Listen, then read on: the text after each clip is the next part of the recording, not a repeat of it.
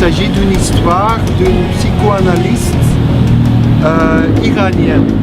Et en Iran, elle a travaillé beaucoup avec des gens qui ont une addiction à la drogue, aussi de prostituées, je pense. Mais à un certain moment, les autorités iraniennes ont décidé ce qu'elle fait, ça se peut pas, elle doit aller en prison. Il y a un psychanalyste français qui a essayé de la libérer en mettant de la pression sur les autorités iraniennes. Et il a commencé à écrire des lettres avec elle et Jorge León s'est basé sur ces lettres-là. Il a aussi invité un groupe de musique, Ictus, qui a mis de la musique dessus.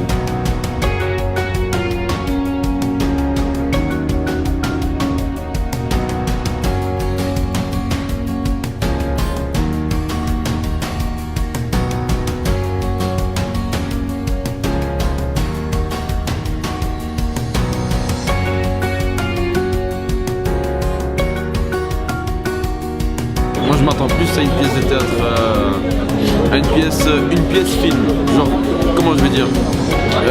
Il y aura une pièce de théâtre et il y aura des petits passages de film, des scènes tournées. Je m'attends à ça, après je sais pas, je vais voir ce que ça va donner.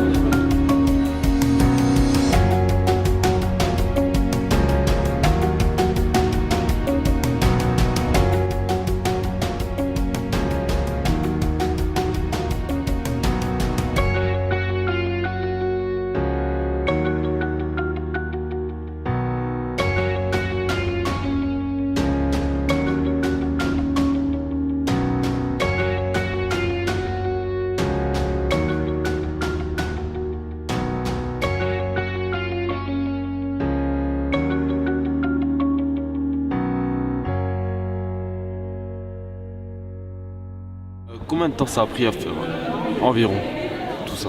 Alors, c'est un projet qui a démarré il y a 4 ans.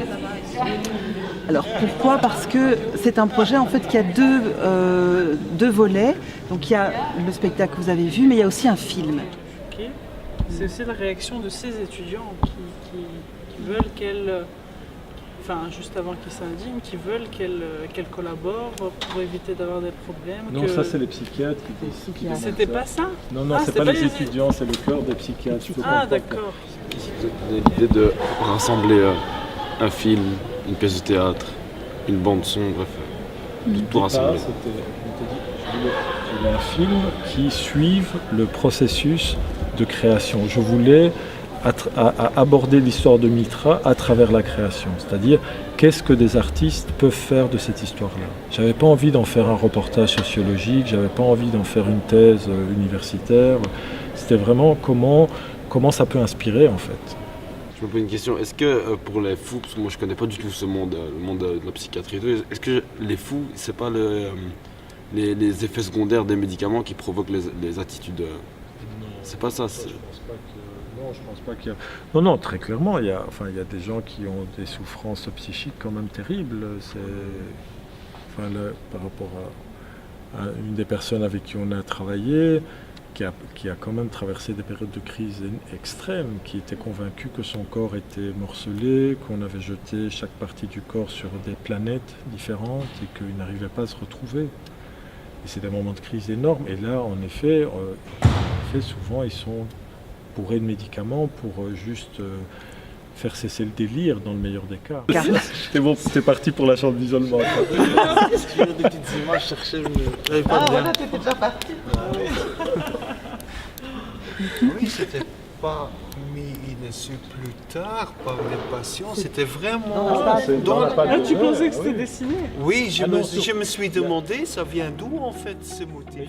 Moi j'ai aimé plus l'aspect avec le sonore, le niveau sonore. J'aime bien quand il y a directement quand ça nous a pris avec les sons, et l'histoire aussi était bien.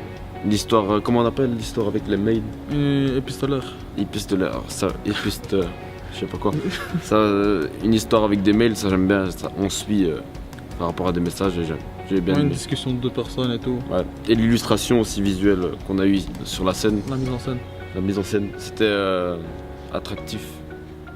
Ça nous a pris directement. la personne jouait pendant que les gens rentraient, donc c'était un peu mystérieux pour nous.